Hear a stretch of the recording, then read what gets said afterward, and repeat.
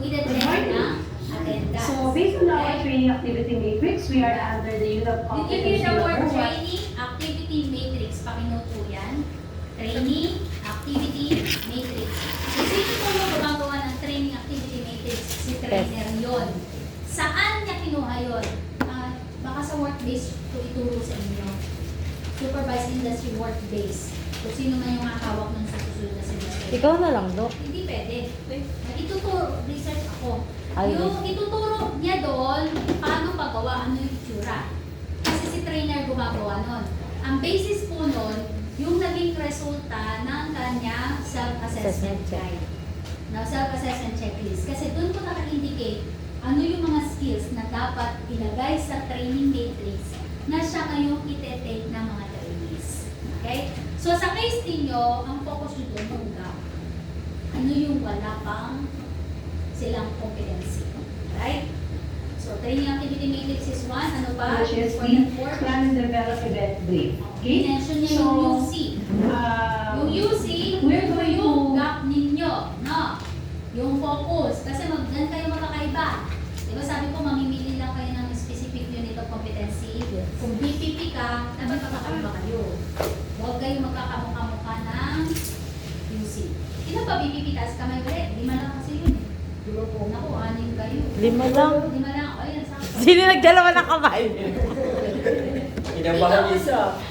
Okay, moving forward. proceed with our activities for today. So based on your characteristics, Mr. Gonzalez, See? you'll go to the Paano niya computer laboratory to view Hindi your niya ibinaba yung instruction visual na presentation. sa buo. And But afterwards, instead, you ito have to na yung answer comment na the dinadala na subject sa after the working video. area Okay, appropriate so sa please follow me to the learning computer style niya. laboratory. Okay, so itong kanya unang Okay, so while you are waiting, I'll be providing instruction to Ms. Rika Centeno.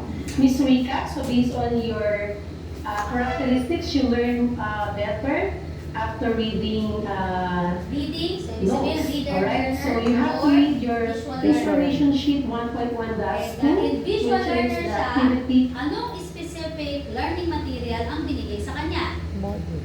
Module. In that case, ang i-mention niyo po, competency-based learning module. Yun na po yung ginawa ninyo ng andragogy. Kaya po yun doon sa andragogy niyo, mayroong mga information sheets, yun po yung babasahin. So therefore, from there po, halimbawa, na-identify mo ang UC ay prepared dining room. Diba sa bawat UC, meron kang mga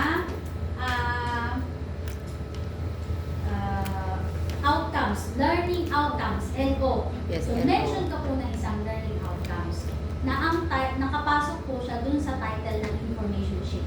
Dapat po kasi naririnig yun.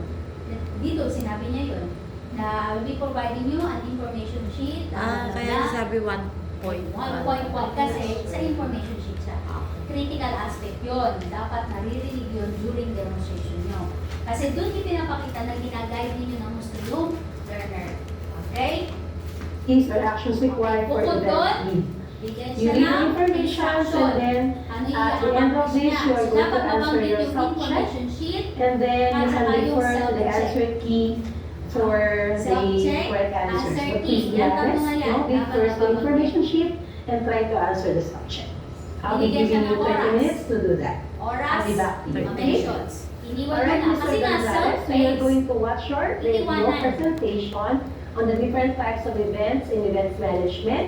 And then after watching the video, you have to answer the subject, no Subject. 1.1-1. I'll be Anong giving you pinagkaiba? 30 minutes. This time, wala ka narinig na competency-based learning module. Ang narinig ninyo ay video. Bakit nga? Kasi ang kanyang learning style ay audio visual learner, no? Na kailangan may napapakinggan. Pero, after niya, parang ganito yun eh. Yung, actually, yung laman din ng CBLM, pwedeng yun din naman kasi yung laman ng video. Depende kung paano pinrepair ng learner. Pero at the end of the day, dapat meron ka rin pong means para ma-measure mo kung natutunan ba niya yung pinanood niya. So, paano mo malalaman na may natutunan siya? Eh, meron siyang self-check. So, kung natatandaan ninyo, ang self-check natin, yun yung parang mga quiz. Okay? Next. To do this, and then once you're done, you just have to inform me. Alright? Yes. So thank you. Pina-accomplish sa kanya ang self-check. I'm done. Okay. Okay, so you're done, Mr. Gonzalez. Have you answered your self-check? Yes, ma'am. Check. So have you confirmed your answer with the answer key? Yes, ma'am. So Ma'am, bakit ganun? Bakit may kasamang answer key? So, as I have explained it to you before, self-contained learning. Ikaw mismo, mayroon ka dapat sariling kaparaanan para ma-verify mo kung may natutunan ka. Ginagawa lang natin yung sa andragogy of learning, kung saan dapat matured na yung learner. Hindi yung ginagawa nyo nung during pandemic. Titingnan sa likod mo, Dok. Yung naka-stapler na. Di ba? Naka-stapler na, Dok. Babaliktad mo ng konti yun. Hindi, kunyari accident. Ay, bawal. I-orient nyo yun. That should be part of the orientation. As much as possible, they should be honest to themselves. Ay, ganun pala yun. Accomplish nila yun without looking at the self-check. So, pagkatapos pa lang, para ma-check nila kung tama ba yung ginawa nila. Ganun pala yun. Ala ko, ano yung bonus ni DepEd? Bonus. No. Oo. Hinihigay your score. I got 10. 10, very good. So based on your self-check, you were able to answer all the questions correctly. So I will now record this to your achievement chart. Okay. Please go back to the learning resource area for further instruction. Okay, ma'am. Okay. May dalawang term na binanggat. Una, achievement chart. So, dalawang chart actually yan. Yung tinatawag nating progress chart at saka achievement chart. Yung achievement chart, mas madetalye. Kasi sa achievement chart, nakatable-table na rin. Nakakasi kayo sa kabila dapat, di ba? Hindi pa ba? Hindi nyo pa na-experience gumamit ng laboratory doon sa EPT? Naka-experience. Eh, nakita kayong malaking mga nakadikit na carbonate na may mga linya-linya ganon. Yun yun. Achievement chart at saka progress chart. So, bakit siya mayroong mga linya-linya kada pangalan? Kasi doon nakalagay, Information Sheet 101, Task Sheet, self-check. Nagawa ba? Lagyan check na gano'n. Kaya siya tinawag na achievement chart. Doon kasi makikita kung ano na yung na-achieve ng learner. Bakit tawag ng progress chart? Kasi doon makikita kung ano yung naging progress ng training niya. No? So, sa work-based nyo, kasama din niya sa gagawin niyo yung dokumento. Though template na yun, lalagyan nyo na lang siya ng mga laman. No? Nakaset na yung mga linya-linya na yun. Another main thing na minention niya, learning resource.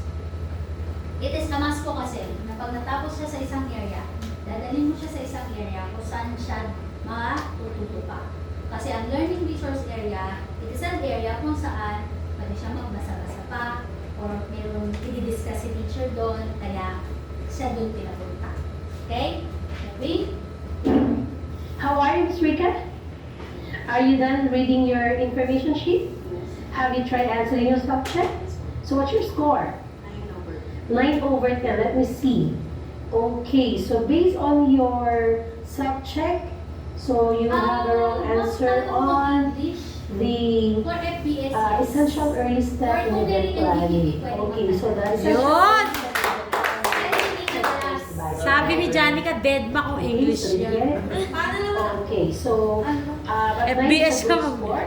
So let's go back to the contextual learning area for the further instruction. Okay, so we will be recording your activities in our achievement chart. So you're done answering the self-check for LO number 1. Check na niya. Ay, yung mga nagawa na, ma'am. Monitor na. Okay, so we will proceed with our discussion on the event brief. Are you Ito ready? na ngayon yun. Oh, Dito na papasok, kaya to medyo mahabang part. Kasi nga, required po dito na si teacher mismo mag-detail mo.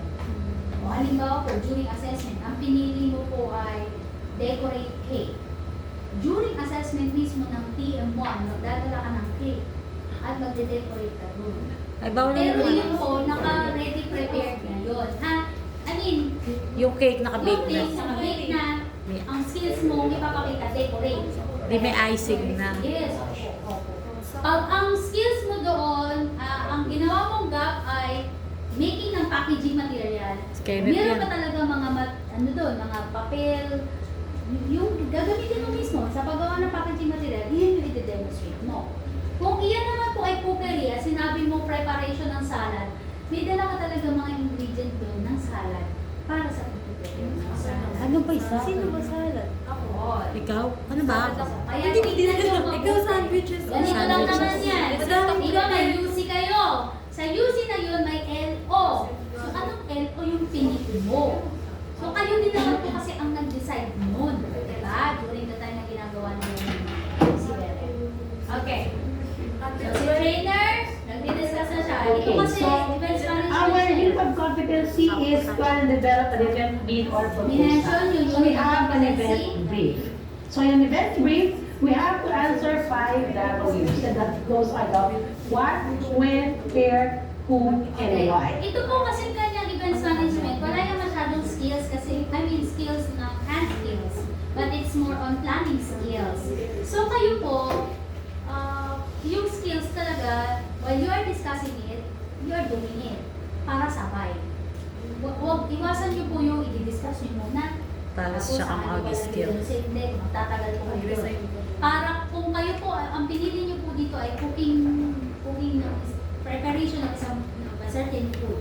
Discuss mo po siya habang ikaw ay nag-prepare. Ito sandwich lang Okay, ako. so today we will be preparing a canapé. So in preparation of canapé, take note, ang canapé, it has 3 particular portion or parts. The base, the filling, and then the garnish. So for today, we will be using pita as the piece. Minimension mo na yung discussion habang ginagawa mo ngayon yung skills. For FBS, halimbawa kung pinili nyo ay Table napkin. table napkin. Yun. Kasama mo na sa discussion yun. Okay, so what is table napkin and what's the purpose of table napkin? Table napkin is used in this and that.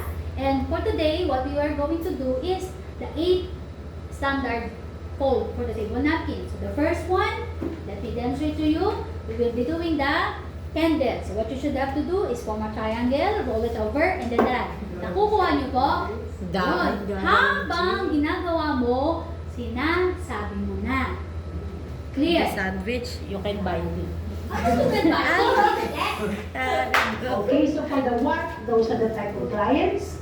For the when, that will be the event date of including the time.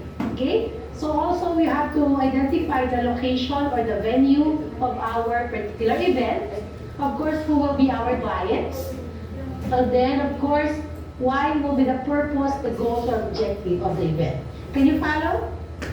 Did you get the 5 Don't W's? forget that Okay, one, so ha? what are the Pag 5 nag-demo W's? ka, you can ask the question, can you follow? Is everything clear? Okay, so Any very good. So, question? with that, Verification I'll kasi be yun, providing you nakakasunod a sila. task sheet.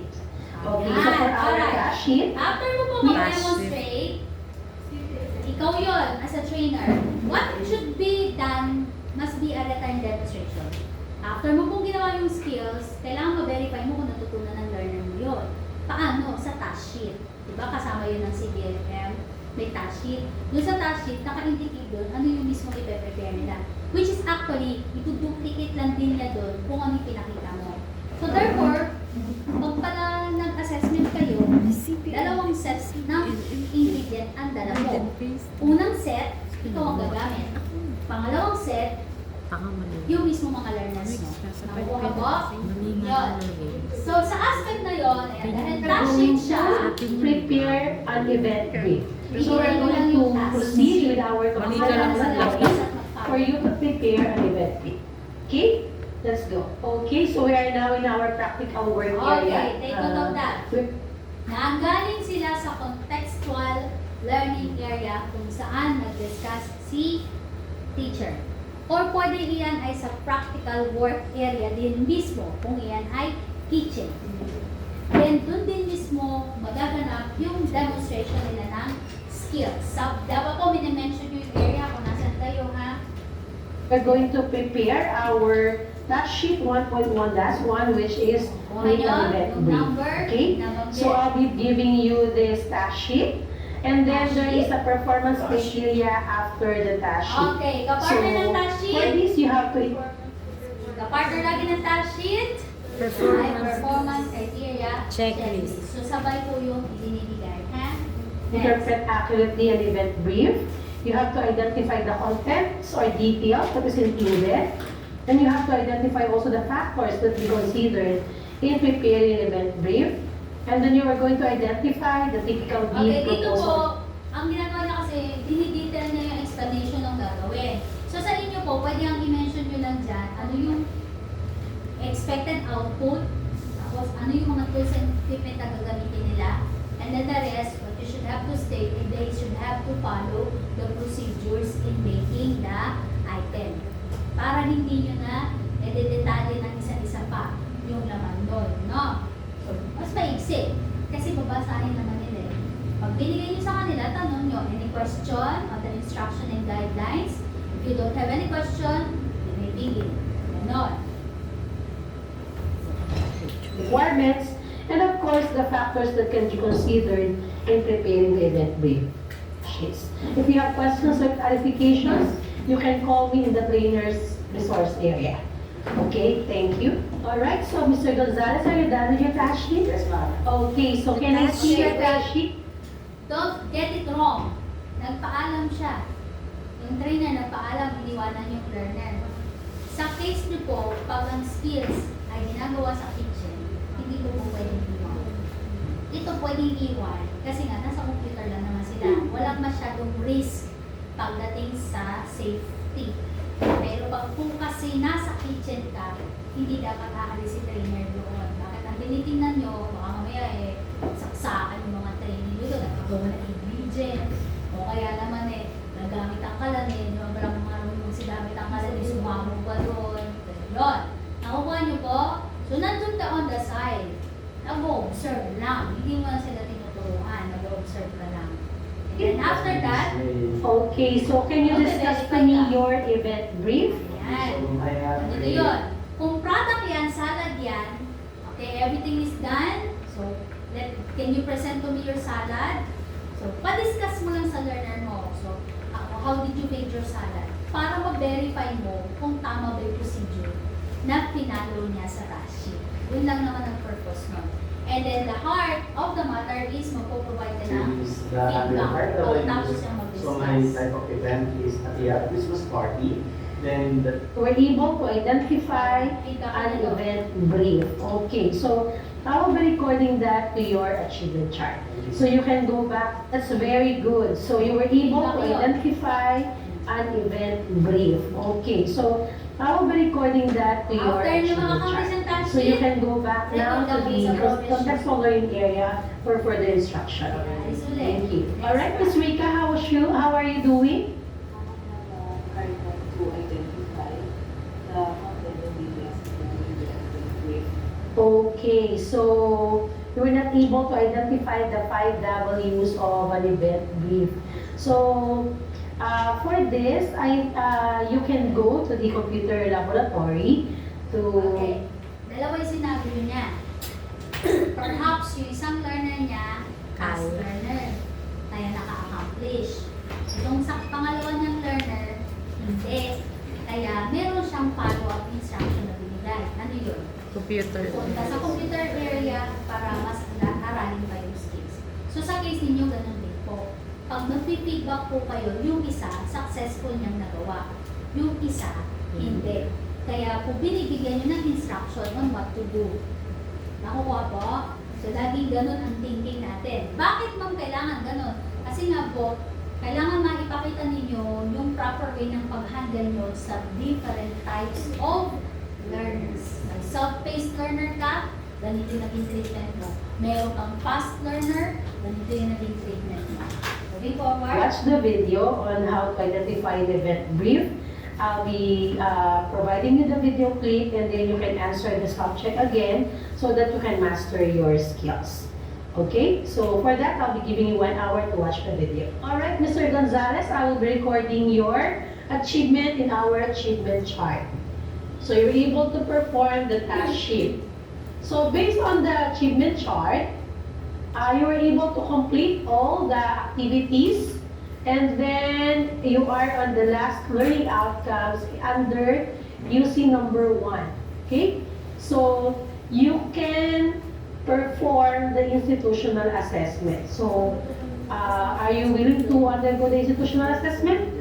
Okay, so I believe you have to prepare yourself for tomorrow. It will be your scheduled institutional assessment. Ayan, okay. So nandun yung assumption na na-learn na nila basic skills after ng series of training.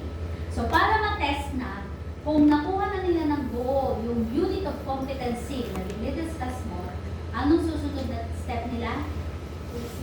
Institutional assessment. So, yun po yung binanggit niya. Which is, yun na po yung last phase ng facilitate learning natin.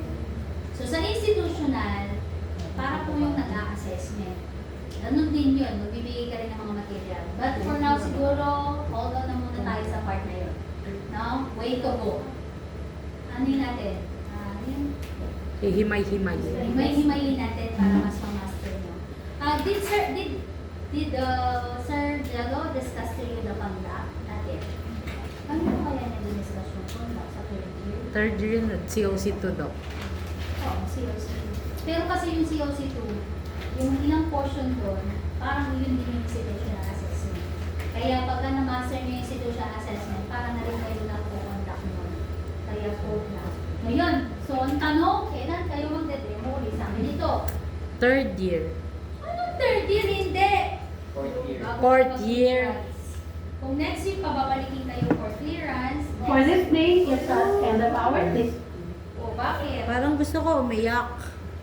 Magbibiyak muna ako. Bahala mo na kayo dyan. Dok, baka sa DRT muna ako tumira. Wow! Ano lang, Dok, magme-mental break lang. Ulitin ko ha. Ano ang dahilan kung bakit ang mga estudyante ay natatambakan ng Ano, Jem? Back to you, my Uno. Activate na ako. Bakit sila natatambakan ng trabaho? Kasi hindi nila na-accomplish. Diyos ko, matagal na Kaya ba? Kaya ko ba? So therefore, huwag patagalin. Video ba, Dok? Huwag patagalin, guys. Mag-drop yung part na yan. Kanya lang kasi, kapag ka video, mapupuno na yung drive ko. Puno na. Drive na lang namin, Dok, tapos papasa. Ganun din yun. Pag video ko, kumakain din siya ng ano sa akin. Paperami ka Unless na lang laptop. sa YouTube nyo i-upload. Upload na sa Facebook na lang. Dok, gagawa ko yung Facebook YouTube na lang. video. Ay, di ba meron pala kayong FB? Gagawa nyo yun. YouTube na lang po, wag sa Facebook. Sa Facebook na lang. Kasi pwedeng only friends. Sa YouTube kasi naka-back. Nakaano yun? Ay, Biti-bitin. hindi. Yung YouTube, pwede din nakahide yun. Di ba niya? Kasi Eto, sa hindi YouTube ko na makaka- not published. Parang i-apply. Kapag hindi siya naka-Facebook pa lang. Facebook na lang. Para ma-share natin. Sa Facebook, pwedeng si Doc So, yung dami pinag-awain si Facebook na. Dok, Facebook. Kaya ba? Yung ilang minutes din tong video na to. Sayang. Aabot to ng ano, kasi kung 7 to 8 minutes, 5 to 7 minutes yung isa, itong demonstration na to, ganun din yun. Nasa 8 minutes to 10 minutes yun. Iwalay. Kada post, dalawa. Ay, dami naman. Doc, sunod-sunod naman yun i-album na. Hindi, Dok, tatag na lang kita, Dok. Yung sa akin, nakatag na lang sa'yo. Naka-pin. Dapat yung binabasa ha.